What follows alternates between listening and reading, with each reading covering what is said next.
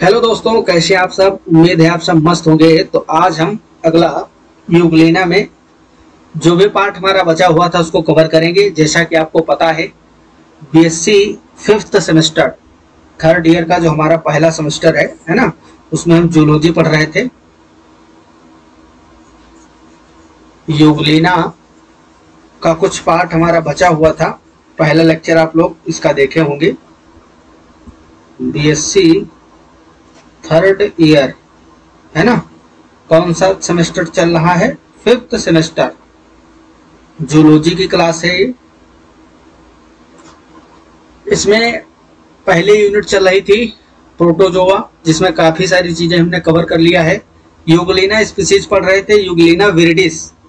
ये जो है हमारा यूग्लिना, इसमें इसका जो स्ट्रक्चरल पार्ट है उसको हमने कवर कर लिया था कर।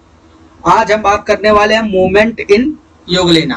यूग्लिना जो है, इसमें किस तरीके की मूवमेंट पाई जाती है। दो टाइप की मूवमेंट होती है, जैसे कि कल भी मैंने आपको बताया था। एक है फ्लैजिलर मूवमेंट, ये जो है किसकी हेल्प से होती है? फ्लैजिला के हेल्प से होती है। किसके? फ्लैजिला। आप लोग जानते हैं लोकोमोटरी ऑर्गन होता है फ्लैजिला। और दूसरे टाइप की मूवमेंट है यूग्लिनॉइड मूवमेंट। इसमें क्या होता है? Contraction and relaxation. आपको बताया था मैंने कि यूग्लिना जो है यूनिसेलुलर यूकैरियोट है, मतलब सिंगल सेल होती है। इसकी जो बॉडी है कैसी होती है? सिंगल सेल की बनी होती है ना। और सिंगल सेल की बॉडी जो है उसके ऊपर सेल वाल नहीं होती है। सेल वाल की जगह क्या होता है? इसमें पेलिकल प्रेजेंट होता है। सेल वाल की जगह पे इसमें क्या प्रेजेंट होता है? पेलिकल प्रेजेंट होता है ना। पेलिकल पेलिकल जो है प्रोटीनेशियस नेचर का होता है और फ्लेक्सिबल होता है, जिसके हेल्प से वो कॉन्ट्रैक्ट कर सकता है ना। लचीलापन होता है उसमें, तो संकुचन हो सकता है, फिर से रिलैक्सेशन है ना। तो ये यूग्लिनॉइड मूवमेंट जो है, इसमें कॉन्ट्रैक्शन और रिलैक्सेशन होगा। There are two methods of locomotion in euglena. First is flagellar movement and one other is euglenoid movement, है ना। तो चलिए भाई एक एक को हम डिस्कस करते हैं इसमें। ये देखिए, ये है आपकी फ्लैजिलर मूवमेंट। फ्लैजिला जो होता है व्हिपलेस टाइप का फ्लैजिला इसमें होता है। दो फ्लैजिला होते हैं, आपको पता है। एक लॉन्ग होता है, एक शॉर्ट होता है, जो कि सेल के अंदर तक ही उसकी ग्रोथ होती है, बाहर नहीं निकल पाता है। तो इसमें देखिए कुछ पॉइंट लिखे हुए हैं। व्हिप लाइक प्रोजेक्शन है ना। फ्लैजिलर मूवमेंट में जो फ्लैजिला है, फ्लैजिला कैसा होता है? व्हिप लाइक होता है ना। इसको व्हिपलेस भी बोलते हैं। व्हिप लाइक प्रोजेक्शन निकला होता है, जिसके हेल्प से क्या होगा? इसमें मूवमेंट देखने को मिलेगा। Flagellum undergoes series of lateral movements where pressures is exerted on the water at right angles to its surface। देखिए, आपको पता है, आपने नाव देखी होगी कि नाव में क्या होता है? एक व्यक्ति बैठ के पानी को पीछे की ओर ढकेलता है ना, और नाव आगे की ओर बढ़ती। जो पानी को पीछे करोगे तो फोर्स लगेगा नाव पे आगे की ओर। सेम उसी टाइप का आप समझ लीजिए यहाँ भी कुछ होता है ना। यहाँ पे भी क्या होगा? उसी तरीके का कुछ होने वाला है। ये देखिए, ये फ्लैजिला को मूव करता है ऐसे ऐसे, है ना। ये लोकोमोटरी फ्लैजिला जो है इसको मूव करता है, जिससे पानी इसको आगे की ओर ढकेलता है। ये है डायरेक्शन ऑफ मूवमेंट, ये जो एरो लगा हुआ है। तो यहां से क्या होता है? लेटरल मूवमेंट करता है, आगे की ओर नहीं बढ़ पाएगा। आगे की ओर बढ़ने के लिए इसको यूग्लिनॉइड मूवमेंट करनी पड़ेगी। कॉन्ट्रैक्ट होगा, रिलैक्स होगा, तो आगे की ओर बढ़ेगा। साइड वाली जो, जैसे साइड में अगर मूवमेंट करना है इसको, है ना, एक जगह से दूसरी जगह जाना है, तो किसके हेल्प से जाएगा? Flagellar movement. देखिए, ये डायरेक्शन है, डायरेक्शन ऑफ मूवमेंट, और इसके लेटरल साइड में, दोनों साइड में राइट और लेफ्ट मूवमेंट दिखाई गई है आपको, है ना। तो ये जो है, ये एक ही फ्लैजिला की कॉपी बनाई गई है कि किस तरीके से मूव करता है। पहले फ्लैजिला इसका इधर था, है ना, तो इसकी ग्रोथ इधर को हो रही थी। ये पानी को इधर खखोएगा, समझ रहे हो, पानी को हिलाएगा, जिससे कि ये जब ये राइट में पानी को हिलाता है तो ये लेफ्ट में भागता है, समझ रहे हो। क्योंकि अगर दोनों ओर दो फ्लैजिला होते तो दोनों ओर ये हिलाता पानी को, समझ रहे हो। तो ये जैसे किसी व्यक्ति को आप तैरते हुए देखे होंगे, मनुष्यों को, तो दोनों हाथ से पानी को पीछे की ओर ढकेलते हैं और बॉडी आगे की ओर स्ट्रेट लाइन में जाती है। यहाँ पे सिंगल फ्लैजिला है, समझिए एक हाथ से कोई व्यक्ति तैर रहा हो तो क्या होगा, एक साइड को तैरेगा ना, साइड में लेटरल मूवमेंट होगी। तो एक फ्लैजिला, जिस साइड में फ्लैजिला होगा उसकी दूसरी अपोजिट साइड में इसकी मूवमेंट होती है। तो यहाँ पे देखिए इस तरीके से मूवमेंट हुई है। जैसे ही फ्लैजिला इस साइड में आया है तो इसकी मूवमेंट दूसरे डायरेक्शन में होने लगी। बात समझ में आ रही? तो ये होता है आपका कौन सा मूवमेंट, फ्लैजिलर मूवमेंट, है ना। यहाँ पे देखिए ये है आपका यूग्लिनॉइड मूवमेंट। क्या है? Euglenoid movement. Momentum is called metaboly. ये जो मूवमेंट होता है यूग्लिनॉइड मूवमेंट, इसको मेटाबोली भी बोलते हैं।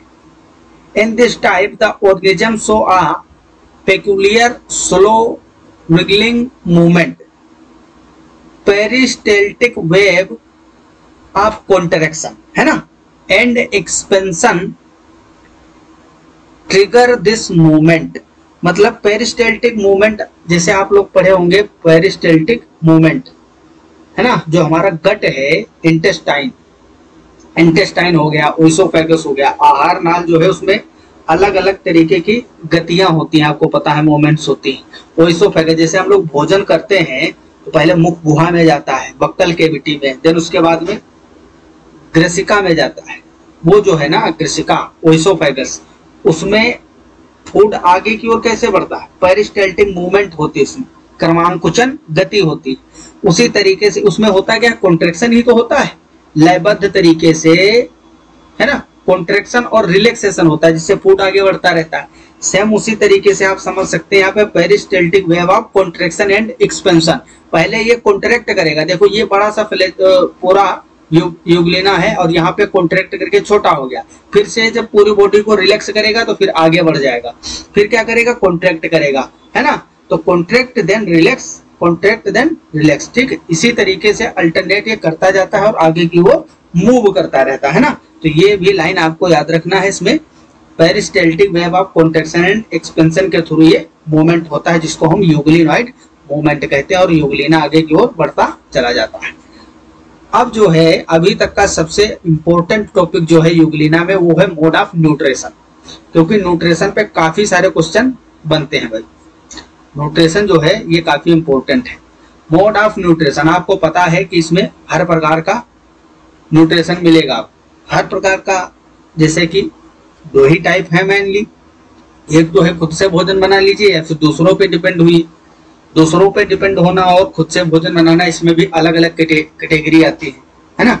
जैसे कि फोटोसिंथेसिस जो होता है, फोटोसिंथेटिक जो ऑटोट्रोफिक होते हैं, है ना, ऑटोट्रोफिक, स्वपोषी, उसमें भी दो कैटेगरी होती है, फोटो ऑटोट्रोफिक और chemo autotrophs.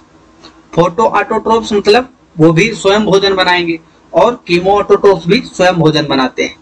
Photo autotroph light के प्रेजेंस में, क्लोरोफिल होगा, लाइट होगी, कार्बन डाइऑक्साइड, वाटर, इसके प्रेजेंस में बनाते हैं। और कीमो ऑटोट्रोफ जो होते हैं वो भी भोजन स्वयं ही बनाते हैं, लेकिन वो केमिकल्स, जो ऑर्गेनिक मटेरियल होता है, डेड ऑर्गेनिक मटेरियल, उससे सीधा एब्जॉर्ब कर लेते हैं ना। तो ये दो टाइप का ऑटोट्रोफिक न्यूट्रिशन होता है, जिसमें फोटो ऑटोट्रोफिक हो गया और कीमो ऑटोट्रोफिक। सेकंड आता है आपका हेट्रोट्रोफिक, उसमें जैसे सेप्रोफिटिक हो गया आपका, पैरासिटिक हो गया, है ना, कई सारे आते हैं, होलोजोइक वगैरह हो गया, होलोफिटिक। ये जो है यूग्लिना, इसमें मिक्सोट्रोपिक मोड ऑफ न्यूट्रिशन मिलेगा, है ना।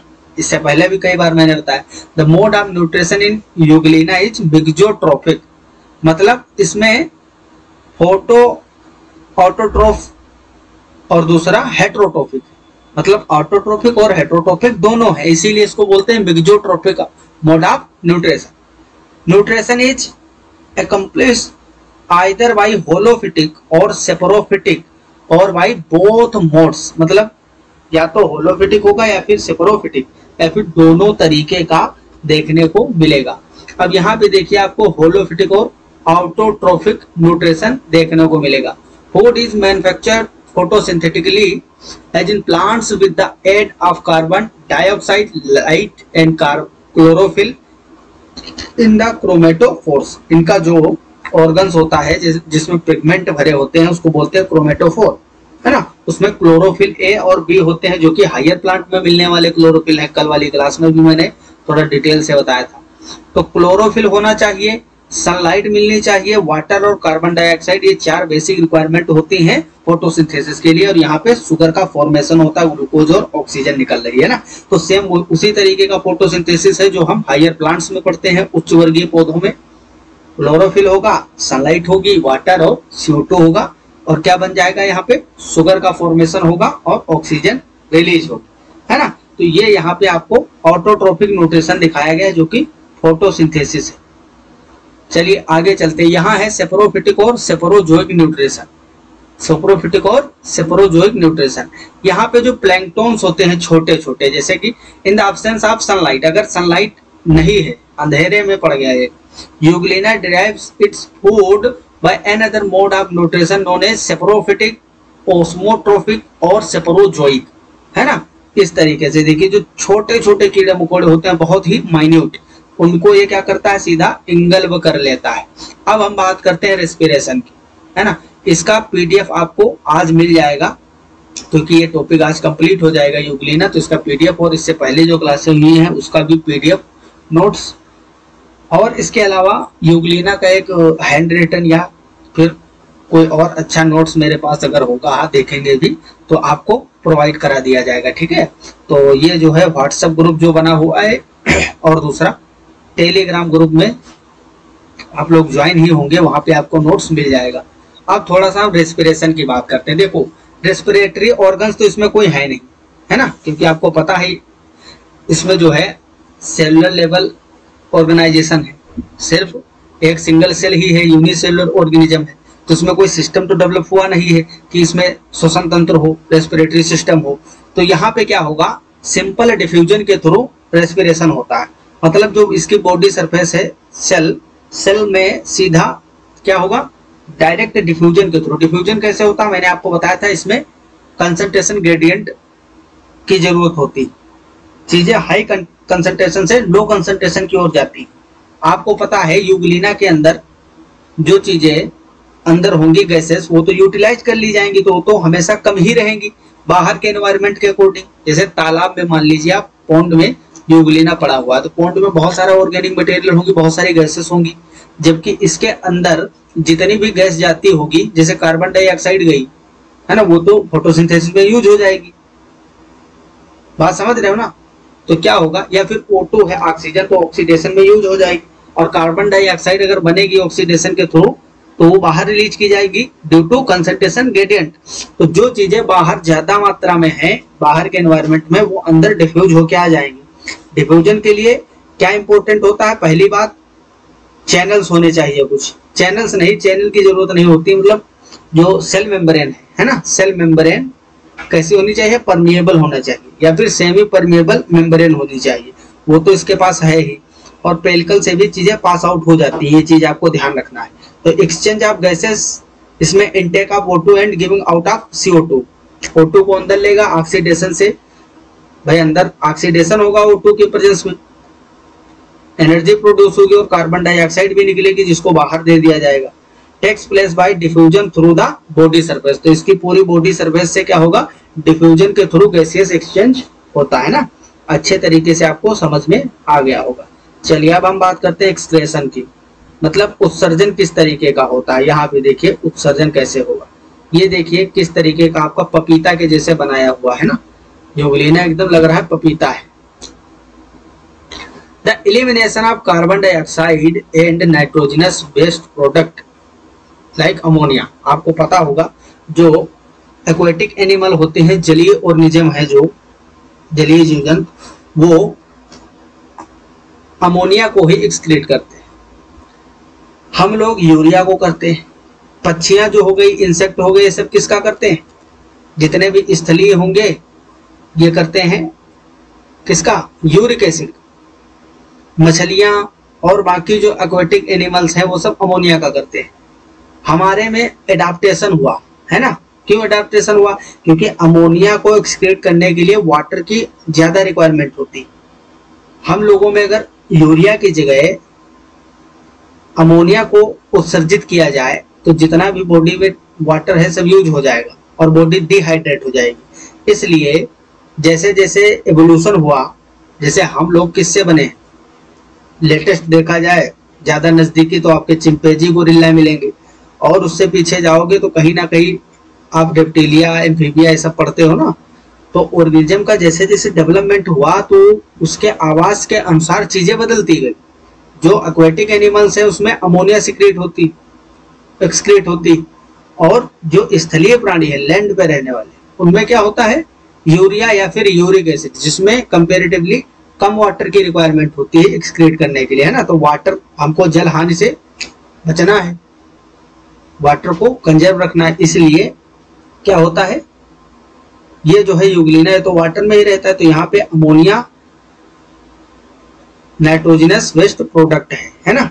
तो इसमें क्या क्या होता है, कार्बन डाइऑक्साइड को बाहर किया जाएगा। उत्सर्जी पदार्थ कौन कौन से, कार्बन डाइऑक्साइड हो गया जो हम लोगों में भी मिलता है, और हमारे अंदर जो यूरिया निकाली जाती है बाहर, वो यहाँ पे यूरिया की जगह पे क्या है, अमोनिया। क्योंकि आपको पता होगा हमारी बॉडी में भी एक्सक्रेटरी प्रोडक्ट जो है वो क्या बनता है, अमोनिया ही बनता है, लेकिन उसको लीवर में ले जाके क्या किया जाता है, यूरिया में कन्वर्ट किया जाता है। फिर क्या होता है, वो यूरिया एक्सक्रीट की जाती है। तो प्राइमरी नाइट्रोजनस वेस्ट प्रोडक्ट जो है एक्सक्रेटरी प्रोडक्ट, वो हमारे अंदर भी अमोनिया ही बनता है, लेकिन वाटर की रिक्वायरमेंट ज्यादा है हमें, हम लोग लैंड पे रहते हैं, है ना, हमेशा पानी में तो पड़े नहीं रहते, इसलिए पानी की हानि को बचाने के लिए अमोनिया को लीवर द्वारा किसमें कन्वर्ट किया जाता है, यूरिया में।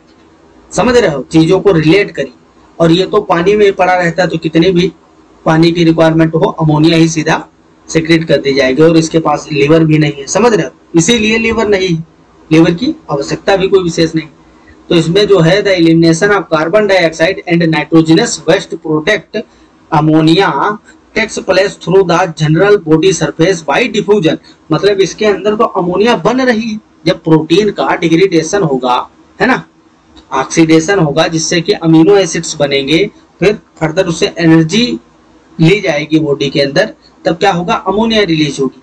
तो क्योंकि इसके अंदर अमोनिया बन रही है, इसलिए बाहर का एनवायरनमेंट है जो वाटर, उसके कंपेयर इसके बॉडी के अंदर अमोनिया की मात्रा ज्यादा है। तो ड्यू टू कंसंट्रेशन ग्रेडियंट इसके बॉडी से, ये जो बॉडी है, बॉडी से जो भी अमोनिया बनेगी वो वाटर में निकाल दी जाएगी, समझ रहे हो। तो ऐसे ही उत्सर्जन होगा। डिफ्यूजन में क्या होता है, due to concentration gradient, concentration gradient के अलोंग ही चीजें मूव करती, तो इसके अंदर अमोनिया बन रही है, मतलब ज्यादा है, तो बाहर बराबर निकलती जाएगी। At least some excretion however is carried out by the contractile vacuole, that is very important point.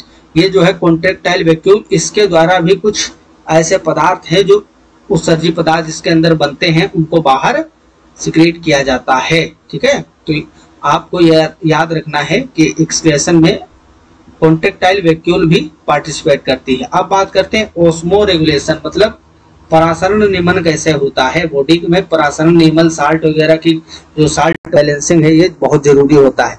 Water continuously enters the euglena body through osmosis due to its semi permeable pellicle, है ना, अभी बताया था आपको, pellicle इसकी permeable होती, तो semi permeable membrane के जैसे काम करती है पेलिकल। इसके कारण वाटर जो है कंटिन्यूअसली अंदर जाता रहता है यूग्लिना। क्यों? क्योंकि वाटर जो बाहर वाला है उसमें कितनी भी चीजें मिली हो, लेकिन फिर भी यूग्लिना के बॉडी के अंदर जो चीजें हैं उसकी तुलना में बाहर पानी ज्यादा रहता है, पानी में घुली हुई चीजें कम है ना, बाहर तो पानी ही पानी है। इसके बॉडी के अंदर बहुत सारा मटेरियल, प्रोटीन, कार्बोहाइड्रेट, ये सभी चीजें हैं, सेल ऑर्गेनल्स है ना। तो ओस्मोसिस में क्या होता है, जहां ज्यादा पानी होता है वहां से ऐसी जगह जाता है जहां सोल्यूट ज्यादा हो, है ना, पानी कम हो। तो ड्यू टू ओस्मोसिस यूग्लिना के बॉडी के अंदर बहुत सारा वाटर हमेशा इंटर करता है। Water continuously enters a euglena body through osmosis due to its semi permeable pellicle. तो ओस्मोसिस हमेशा होता रहता है, वाटर अंदर जाता रहता है। Excess amount of water is remove from the body through osmoregulation. तो ओस्मो रेगुलेशन के थ्रू क्या करते हैं, कॉन्ट्रैक्टाइल वैक्यूल जो होता है वो क्या करता है, osmo regulation. Osmo regulation contractile vacuole करता है। जितना भी वाटर अंदर आता जाएगा, यूज करना है यूज कर लेगा, बाकी उसको फिल्टर करके, चीजों को फिल्टर कर देगा बॉडी के अंदर, और फिर वाटर को किसके थ्रू रिमूव किया जाएगा, कॉन्ट्रेक्टाइल वैक्यूल, उसको बोलते हैं osmo regulation. This is done by the contractile vacuole, है ना। तो ये हो गया आपका नहीं, यूग्लिना का ओस्मो रेगुलेशन। अब हम थोड़ा सा रिप्रोडक्शन की बात करते हैं लास्ट में, है ना। रिप्रोडक्शन के बिना तो भाई नई जनरेशन इनकी नहीं आएगी।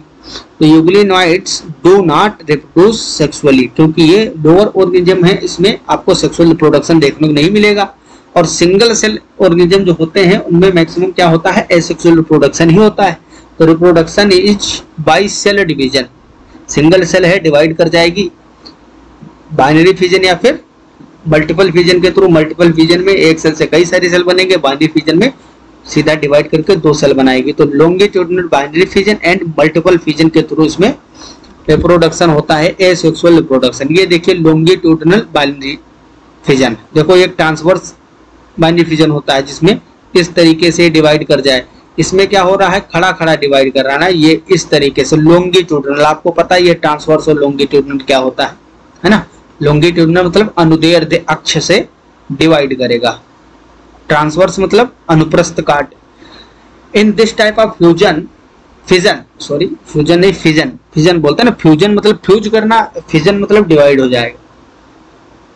Euglena divides into 2 daughter Euglena, मतलब ये डिवाइड करेगा और 2 डॉटर यूग्लिन बन जाएंगे, which are exactly identical to one another। मतलब ये एसेक्सुअल रिप्रोडक्शन है। एसेक्सुअल रिप्रोडक्शन में क्या होता है, हूबहू एक जैसे ही बनते हैं दोनों, है ना। देखिए ये दोनों यूग्लिना एकदम एक जैसे हैं। इनको क्लोन भी वर्ड यूज किया जाता है ना, जो जेनेटिकली और मॉर्फोलॉजिकली आइडेंटिकल होते हैं उनके लिए हम कौन सा शब्द वर्ड यूज करते हैं, क्लोन, है ना। क्लोन का मतलब जो हर तरीके से हूबहू समान हो।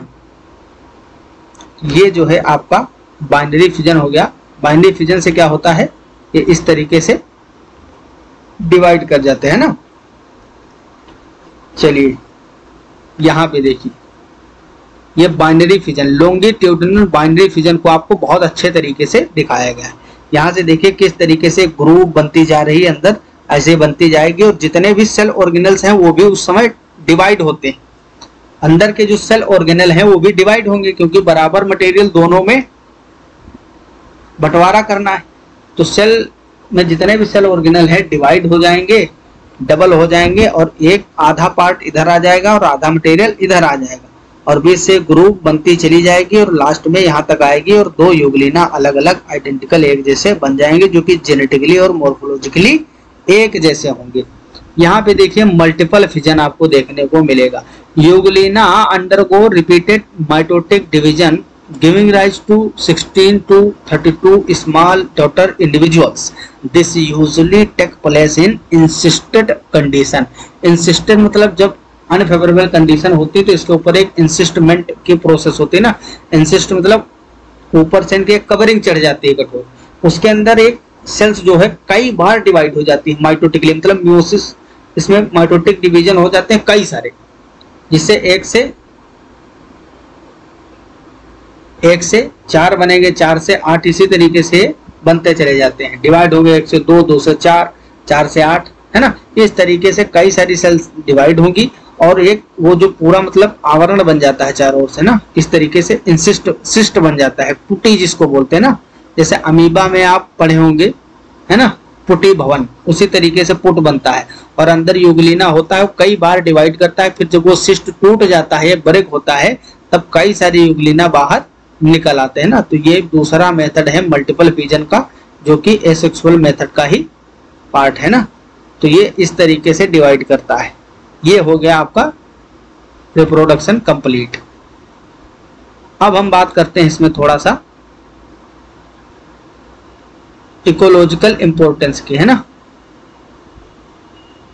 इकोलॉजिकल एंड इकोनॉमिक इंपॉर्टेंस क्या होती है, तो बहुत ज्यादा इसकी इंपॉर्टेंस है नहीं, लेकिन थोड़ा बहुत जो है उसको हम पढ़ लेते हैं। Euglena is a very important organism within the environment as it is able to photosynthesize, thus taking in carbon dioxide and releasing oxygen into the atmosphere so that other organisms can survive, मतलब जो plant हमारे काम करते हैं, भाई plant कितने important है आप समझ सकते, बहुत ज्यादा काम इसका नहीं है लेकिन जो है वो बड़ा इंपॉर्टेंट है।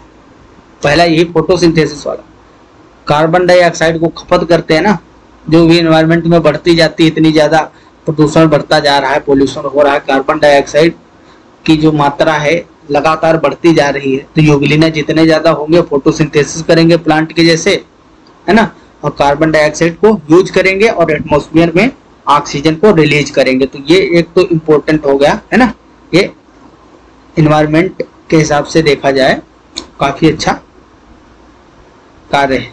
Because they do this they produce oxygen and so their economic value in the water is an intrinsic part of the ecosystem and therefore it's valuable, है ना, तो ये इकोसिस्टम का भी पार्ट है। तो आई होप आपको यूग्लिना के बारे में एक एक चीज समझ में आ गई होगी। कोई भी डाउट है तो आप लोग बेझिझक पूछ सकते हैं। ये आपको पीडीएफ नोट्स अगेन मैं बता रहा हूँ आपको ग्रुप पे मिल जाएगा, टेलीग्राम और व्हाट्सएप ग्रुप पे। दूसरा भी एक मैं कोशिश करूंगा कि आपको नोट्स प्रोवाइड करा दूं इसका, है ना। और अगली क्लास जो आपकी होगी उसमें हम किसको पढ़ेंगे, पैरामीशियम को, फिर लास्ट में मोनोसिस्टिस और ये वाला प्रोटोजोआ का पार्ट खत्म हो जाएगा, है ना। तो अगले क्लास में मिलते हैं पैरामीशियम के साथ। आप लोग मस्त पढ़ाई करते रहिए।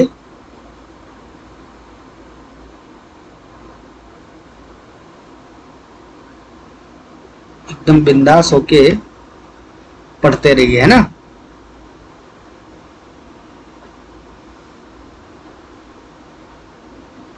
ठीक है, मिलते हैं अगले लेक्चर में, तब तक के लिए okay bye, all the very best, thanks for watching, जय हिंद जय भारत।